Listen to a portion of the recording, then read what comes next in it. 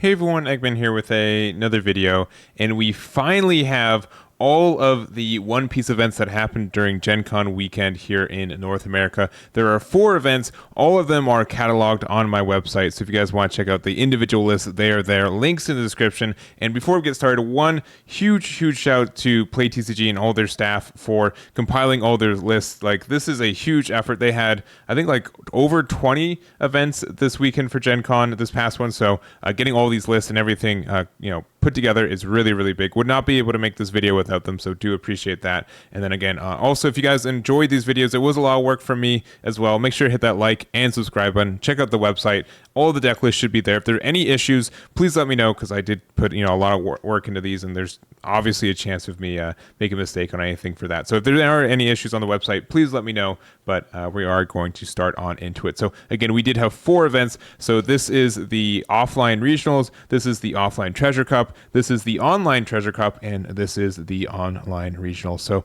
all these are 5-12 except for the regional at the end, which was a 1,003 player event, so just over 1,000 people for this one. So this was 10 rounds, everything else 9 rounds, same format, with the new restriction list and everything else. So for the offline regional, we did have 9 Newgates, 2 Dofis, which one Dofi won the event, 2 Zoros, 1 Kinemon, 1 Luffy, 1 Magellan. For the offline treasure cup, we had 6 Zoros, with one of them taking it, 3 Newgates, 2 Kids, a Law, a Lucci, a Croc, a Kinemon, and a Luffy.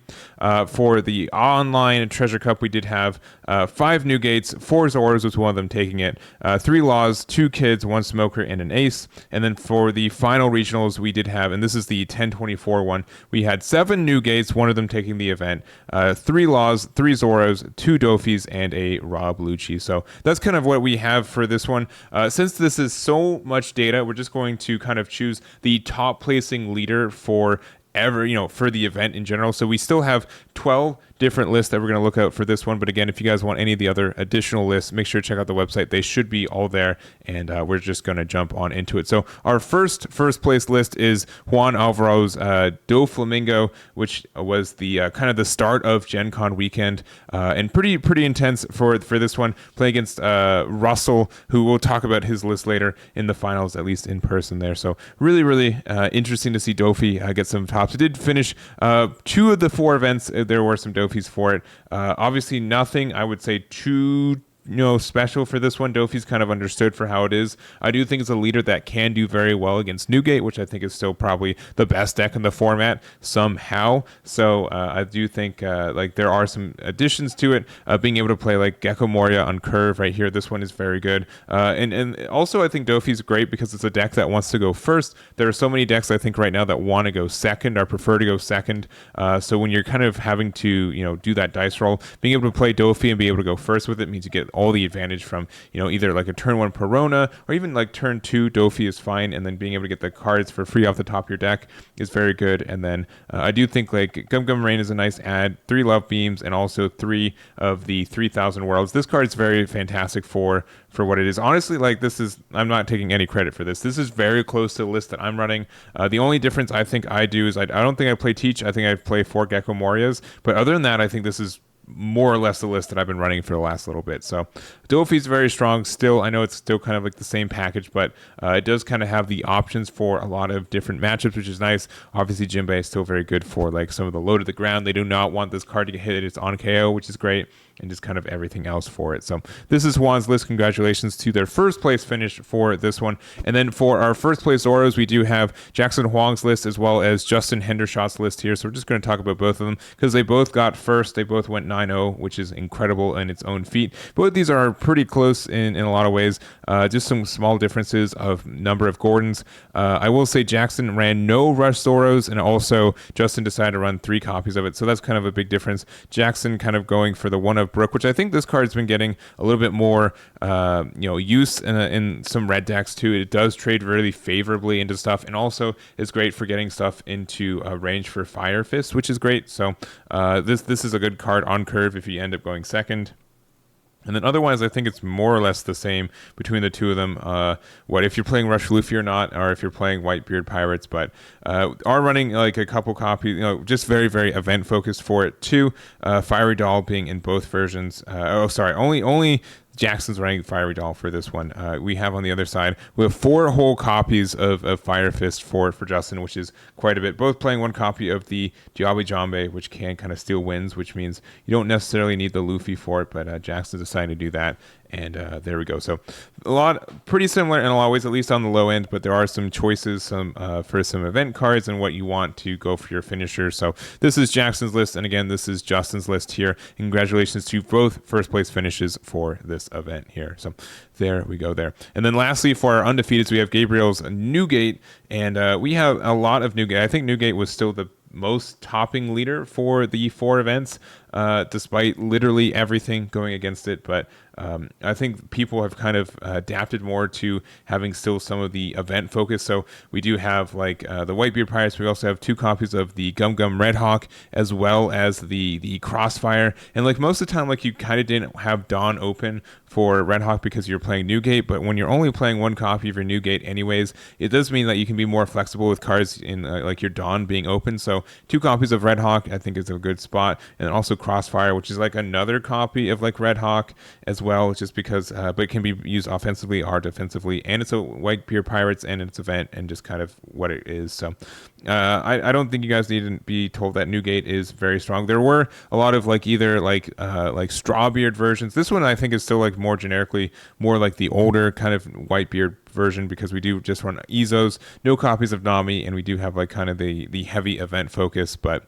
there we go there. So there's Gabriel's list. There are obviously more of the Straw Hat variants too, which definitely topped a lot for this weekend, but there we go. So there are all of our undefeateds, and the rest of these are decks, except for literally 1 at the end, is going to be X1. So they're either 8-1 or 9-1 if they were in the Sunday 1024 regional event. So anyways, going into our Trafalgar Law, we do have this is Nechemia's version of it there, and this is kind of a I would say very aggressive version of Trafalgar Law. Most of them kind of have like the idea where we play both Trafalgar Laws and we're kind of more defensive with it, but this one specifically I feel is just a lot, there's a lot of aggression with it, having 3 copies of the Rush Zoro, but also having 2 copies of the Monkey D. Luffy from the Star deck, which is kind of a little bit less popular. I'd say like some people run like 1 or 2 copies, so that's kind of our top end. But we also do see 4 copies of the Star deck Nami, as well as 4 of the Sunny Kun. So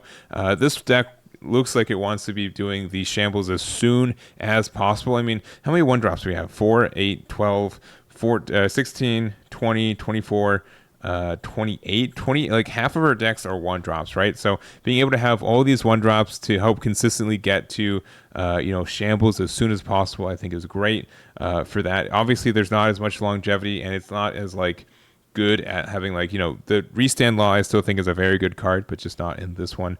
And then obviously like our high end is literally just this Trafalgar Law and the Luffy, but that still gets it there. So more aggressive than what we usually see, but obviously very effective for getting second place. And there we go there. Next up we have Kinemon, and we did see some Kinemons play in top only on the offline events for it, but this is Andrew Duvall's second place Kinemon list from the first regional, so the offline regionals here. So we do have some interesting card text too. So I still think like Odin is a really, really good card for finishing games if you play it on curve, which means that on a turn, you're 7 Dawn if you end up going first. So I've kind of mentioned earlier, there are a lot of decks that do like to go second right now. So being able to play a deck that likes to go first is its own boon in general. So, we don't have, you can't Okiku turn 1 if you go first with it, but I do think that's fine. You can Yamato turn 2, which can help you get some early advantage, I think, from there, which is really nice. Also running the Shinobu, which I do like this card too. It's just a vanilla, but it is Wano, and also the fact that you can play it off Odin is very good too if it gets its on KO effect, because normally you just have like Okikus you can play, which Okikus are great obviously, but having just more copies of Shinobu if needed is great. It's a 1k counter and just kind of what goes with there. Only playing Punk Gibson and just more of like the 3 copies of Law, 3 copies of X Drake, and then your Yamato and your Carrot. So honestly, really interesting to see Kinemon, top in this event after mostly not topping for most of this season already. But there we go there. Aandroidd's super good player, and congratulations for their finish there. Next up, as we're continuing, I guess, the green block of this video, we do have the Eustace Kid. This one's piloted by specifically Kelvin Wang, which there is just like so much of the pretty much all of the kids lists that topped these events were only the starter deck lists that just like the super rookie. What is it? What's the word for it? The supernova version of these decks. So there were no film lists that were top 16 for any of these events, which I think is pretty wild for it as well. And I probably should have mentioned this earlier. There's no yellow in this top 16 either for any of these decks, which is pretty crazy. But this is obviously pretty much just a set one list, which is a bit wild for it to be pretty popular. But I do still think that the 8-drop Eustace Captain Kidd is such a bully in so many ways that it's very, very good for just walling out a lot of decks. I do think this is a good card for specifically against Newgate because it does kind of help wall them up and kind of buys you another turn, which can be needed. So that does help you there, especially against a deck that likes to put out 6k bodies. When you have this 8k that you have to kind of deal with, it's very good. We do have like the Basil Hawkins. We also have the Krieg, which is somewhat good. It is double attack. Most of them are running like 1 or 2 copies, but nothing too absurd, nothing more than that. So. And then just kind of the additional targets that we see there. A little bit more Wano stuff. So we do have like the 3 of each copies of the Yamato, which I still do like this Yamato. I think this worst case, it's a 1k counter. Best case, it's a 5-drop that if you go first and you play it on curve, your opponent has to respect this card for pretty much as long as it's on the board, which is really nice because that double attack and banish is very good for getting rid of the saw. I think Newgate cares about it a little bit less, but if they don't respect it, they do get hit by this pretty hard. So there we go there. Nothing else too absurd. I think most of these were mostly looking pretty similar. Again, more of the supernova focus, and congrats again to Kelvin for their finish there. Next up, we have Russell LaParre's Luffy list, and I did do an interview with him as well. If you guys want to check that out, it's going to be linked in the description as well. Highly recommend going to that video because he gives a lot more information, and I did recently play this list at locals, and it did feel very good for what it is. There are a lot of like tweaks for ratios that we do see for this one as well. You'll notice that there are a lot of specific numbers for a lot of these cards, which I think is really, really cool. And you traditionally can get over pretty much anything that you need to. There are just the amount of events. So 3 Fire Fists. We also play a copy or 2 of Fiery Doll, depending on it. 2 copies of Jet Pistol, a Red Hawk, a guard point, 4 guard points, and a Rad Beam. We have like the Nico Robbins if we need to get those. Gordon getting things into range for our Fire Fist. Our Nico Robbins is very good there. We have our Marcos as well. We have Frankie. I don't know. There's just so many just individual choices for this deck. It's very methodically thought out. And again, if you want more of the idea, make sure to check out my video with Russell. Highly recommend it. Very, very good player, and topped both of the offline events. Very, very cool for there. So anyways, that is Russell's Luffy, and make sure to check out the video again. Next up, we have Rob Lucci. So this is Luis's version here for the offline events. He got second. Let me make sure. He got second in the online regional, so the big one. So very great for that. So he went 9-1 for this list. It is kind of the hybrid version of it. So we do have both Navy and CP9 cards. A little bit, I'd say, less of these CP9 cards, especially since we're only playing 2 copies of the Spandam and then 4 copies of the brand new. We are playing like the Khalifa and the Fakuro and also 4 copies of the Bluno, but none of the Shirahoshis to play off the Blunos. Like the best card we can get off Bluno is the Khalifa, which is kind of impactful there. You have the Borsellino and Kuzan, best 4 drops in black right now too, and then just kind of like a lot of removal. So we have 1 Garp as well as 4 copies of Sakazuki and an Isho, as well as just 1 copy of Kuzan 10 drops. So I do think that's good. I do like the Garp as well, just because this is a card that you can play if you're going first. You can play it on curve on turn 5 and can get rid of literally anything on the board since it does pop a 4 or less. And then even if you do have to suspend it, but just the fact that you are able to it's a 6k body, right? So your opponent has to swing into a 6k instead of your 5k leader, which means it's a little bit bulkier in that sense too. And then if it survives, you get to do it again next turn. So I do like the ad for it. It's a little sometimes tricky to get the full value from Lucci, but otherwise I'd say it's strong.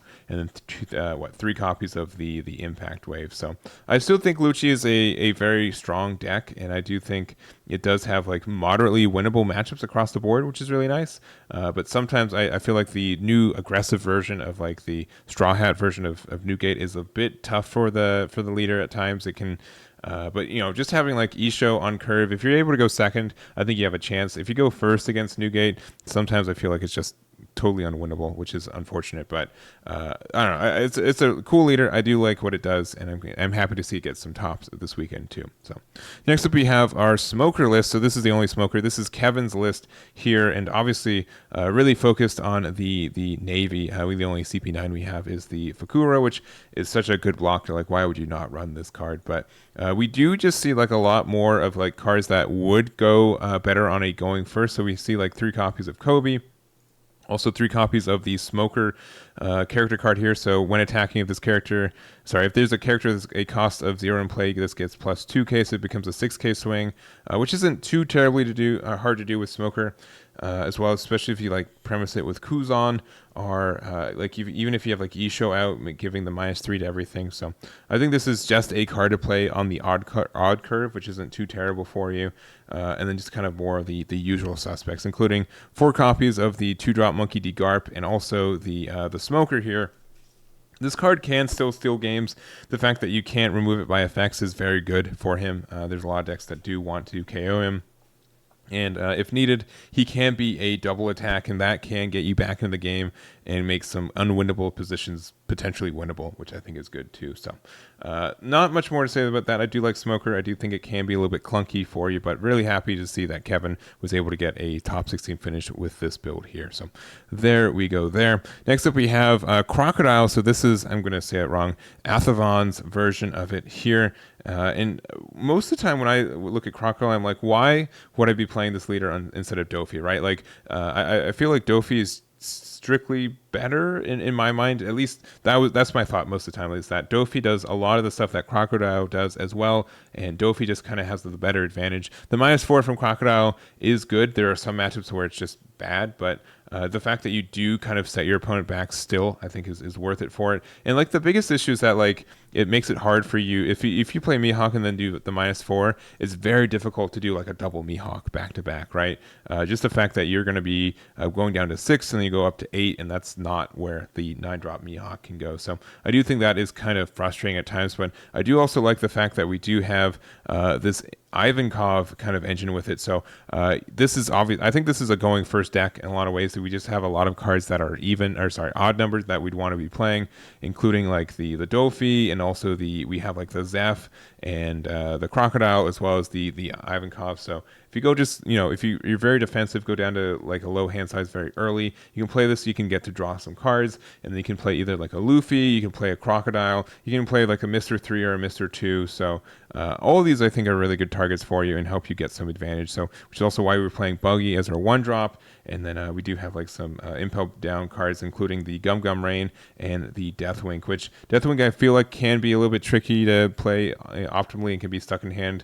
Like sometimes I feel like that about Level Up Beam. It's only a 2 cost. This with the 3 cost is like double the not double, but very close to more tricky to get out of your hand. But just the fact that it does bottom back, return to hand a 7 or less on the trigger, I think is great too. And then obviously 3000 World. So this is an interesting list. Maybe I'll have to try it. I do think like a lot of people are on Crocodile and they do swear by it by a lot. But sometimes you do get kind of like the clunky, and if you kind of run out of tempo, the deck does kind of fall apart. But if you do have the tempo, I do think it can get going. So there we go there. Congrats to Athavan for their finish there. And then next up we have an ace finish in this event, which I wasn't expecting, since the restriction list. I feel like ace is still the list that got hit the most with the new restrictions, but still able to get some damage here and able to get their top 16 with this one. So I think they went 8-1 or 9-1 with it, but obviously very strong. Anyway, just getting top 16. So this is kind of like what we've been seeing more of with with the Ace, where there is this a lot of control aspects. I have seen like some super aggro versions where they do also play like Curly the Dawn, which immediately like there are 16 targets with this deck that we're seeing right now with the 4 Automas, 4 Machinos, the 4 Ezos, and the 4 Buggies. And obviously every deck will play 4 Ezos and Buggies since we have so many Whitebeard Pirates that are also events. So both of them have just like all these double targets for them. And then the Marcos are good, both of them. Jozu obviously can be a 2K, and also you can play and get the rush if needed for it. And then I think like most of the like choices would go down to like the events that are in the deck. So we have a Rad Beam, we have some guard points that they're pretty understood, but Seaquake is great.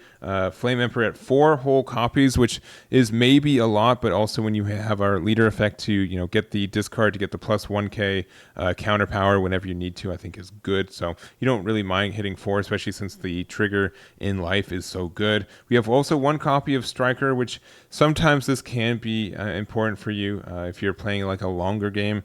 This can help you just get that card advantage that you really need. Fire Fist, obviously, Round Table to help you get things into range for either Marco or just your Fire Fist in general, and kind of Crossfire for the same thing, and just everything from there. So this is the list here. I do think Ace is sometimes clunky and can have some bad matchups. I think like Black is still like a really tough matchup for this. Like Borsalino shuts down a lot of what this deck wants to do, which is really unfortunate, but I still think it can obviously squeak out a win. So congratulations to Eduardo for their finish there. And the last deck of the night, we do have Charo's top 16 Magellan. This is from the offline regionals, the first day of Gen Con, and I think he squeaked in like almost exactly at 16th place. So this was an X2 deck, but I do want to cover it obviously, and just big congratulations to Charles for like getting purple back into these top 16s as well. So Magellan does have a lot of good plays into a lot of good decks, like just the fact that it can delay a turn, because it does use the effect of the 5-drop Magellan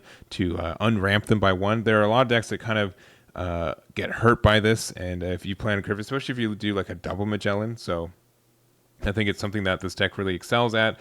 If you're able to, sometimes I feel like you live and die by how many of these 5-drops you find, unfortunately. Just the fact that once they hit the board, your opponent just never really wants to get rid of them.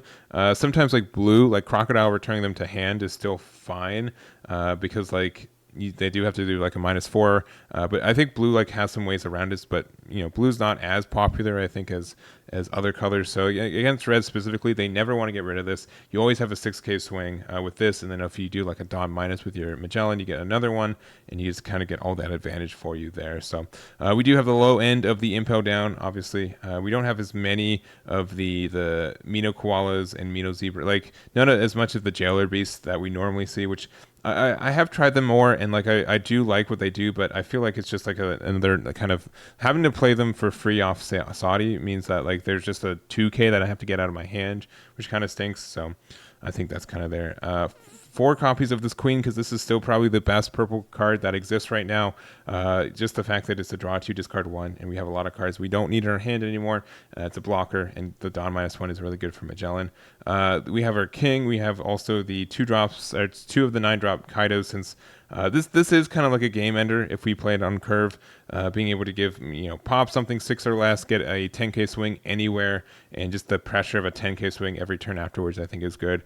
4 Hell Judgments, which though, kind of makes sense there, and also the Top Knot. So return Dawn -1, return one of your opponent's characters costs a 4 or less to the bottom of their owner's deck, and then the trigger is to activate main. So Dawn -2 is a little expensive, but it does it's a little bit less expensive, I'd say, in this deck.